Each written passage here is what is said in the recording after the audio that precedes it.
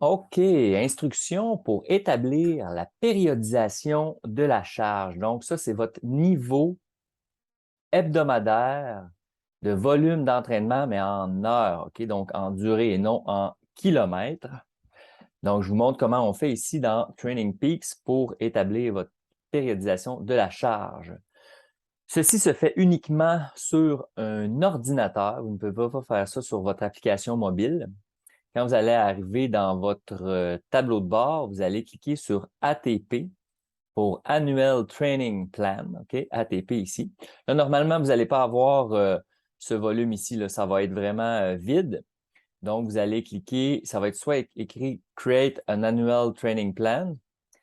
Puis là, vous allez cliquer là-dessus et vous allez, il va y avoir une fenêtre comme ça qui va apparaître. OK? Première chose que vous allez faire, vous allez sélectionner votre date, OK? Donc, par exemple, de aujourd'hui, 24 ou octobre, jusqu'à un an plus tard, le 23 octobre 2023. OK? Donc, la durée de votre ATP.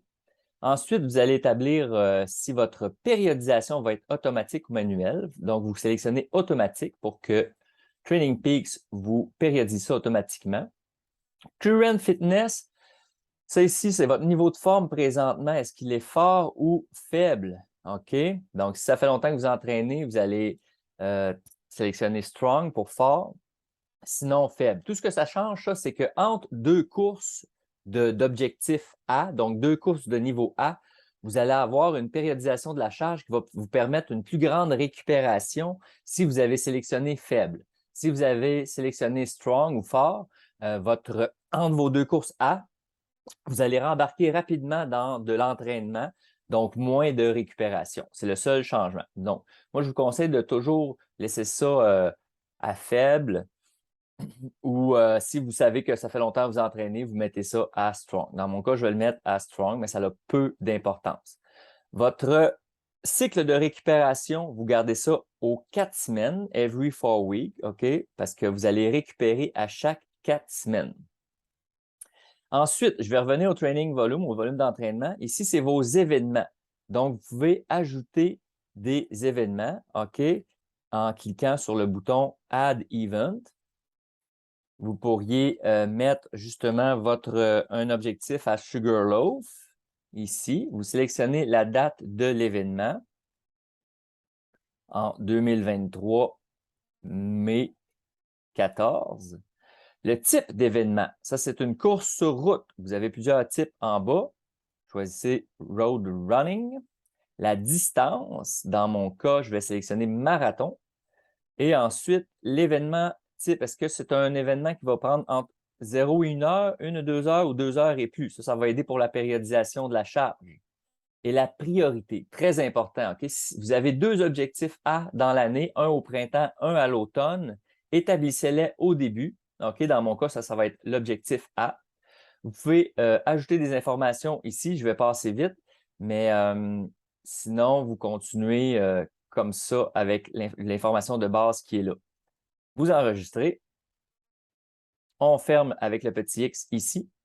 Là, vous voyez, là, j'ai deux événements de catégorie A ici que j'ai répété. Je vais en enlever un que je n'ai pas besoin. Ici, en cliquant sur... Attendez, comment je fais pour enlever un événement? Ici, OK, sur la poubelle. Si vous avez fait une erreur, vous cliquez sur la poubelle ici pour le supprimer. OK? Donc, si je reviens là, je ne peux pas le supprimer ici, mais je vais faire Save et là, je vais avoir la poubelle qui est là. Voilà. Donc là, j'ai fait mes événements. Ensuite, je reviens ici sur le volume d'entraînement. Là, sur la page, ça, c'est en heures. C'est la moyenne hebdomadaire que vous allez avoir ici. Pour cibler cette moyenne-là, je vous ai fait un petit tableau pour vous aider. OK? Selon votre vitesse en zone d'endurance EA2, OK? Fait que vous avez ici un niveau de base et un niveau moyen. OK? Puis ça, c'est un volume minimum pour chacun des deux niveaux que je vous recommande selon la course cible ici. OK? Par exemple, si vous courez à environ 6 minutes par kilomètre, et que vous êtes à un niveau de base, un niveau de plaisir, que vous voulez vous préparer à un 5 km, je vous recommande un minimum de 1,5 heures d'entraînement par semaine.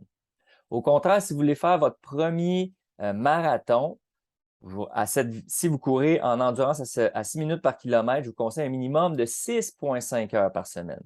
Puis bien sûr, il est prouvé que plus le volume hebdomadaire est élevé, plus l'athlète se développera. OK? Donc, déterminer l'équilibre entre performance et charge horaire.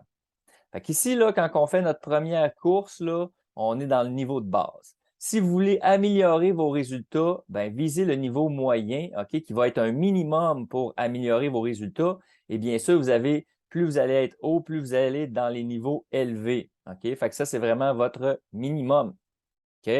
Dans mon cas, je cours à 5 minutes du kilomètre. Je veux améliorer mon temps au marathon. Je vais aller ici 6,75. Je trouve ça bien. Ça me donnerait un 7 heures par semaine, donc 1 heure par jour en moyenne. Fait que je vais aller me cibler ça. Moi, c'est un bon équilibre entre performance et charge horaire. Fait qu'ici, je mets mon 7 heures par semaine que j'inscris. Là, ici, il faut que vous sachiez que si je change ça à 10 heures, ma semaine facile va être de 6 heures et ma semaine la plus dure va être de 12 heures. Okay? Ça vous donne une bonne indication, puis ça fait 400 heures au total dans l'année. Fait que moi, si je ramène ça à 7, je vais avoir 280 heures dans l'année. Ma plus dure semaine va être à 8 et ma plus facile à 4. Okay? Puis là, vous pouvez faire des tests. Là, vous faites Save et Calculate ou Recalculate. Là, ça va enregistrer et calculer. Et là, vous allez voir votre niveau ici d'entraînement hebdomadaire qui va fluctuer avec le temps pour vous amener à un objectif C ici et à un objectif A. Fait que vous voyez que le volume va monter pas mal au début pour établir les bases. Ensuite, on va augmenter l'intensité avec des séances un peu plus intenses, mais on va diminuer le volume tranquillement jusqu'à votre course ici. OK?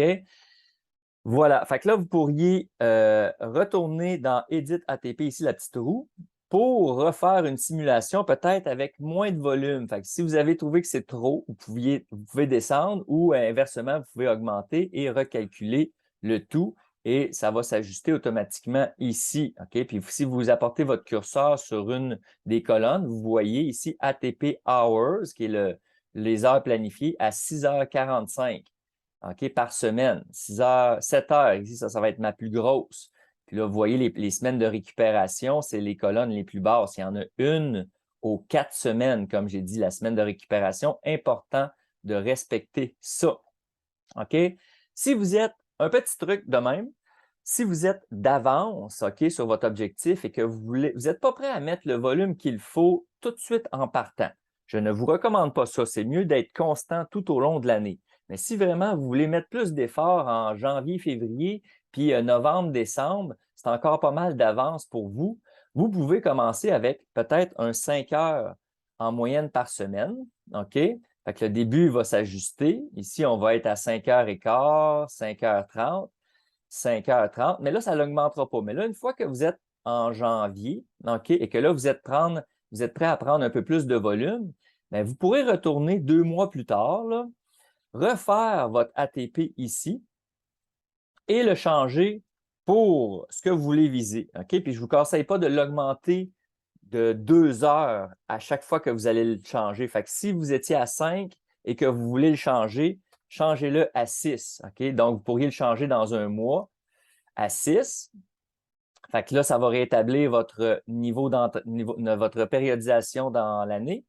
Et peut-être un mois plus tard, là, vous êtes prêt vraiment là, à atteindre votre niveau optimal de 7 heures semaine. Là, vous le refaites et il se replace. OK? Fait que, n'hésitez pas si vous avez des questions là-dessus. Mais je vous recommande vraiment là, d'établir un niveau moyen là, tout au long de l'année ou dès que vous commencez votre entraînement pour avoir justement une charge qui est le plus constante possible, le plus longtemps possible. Voilà.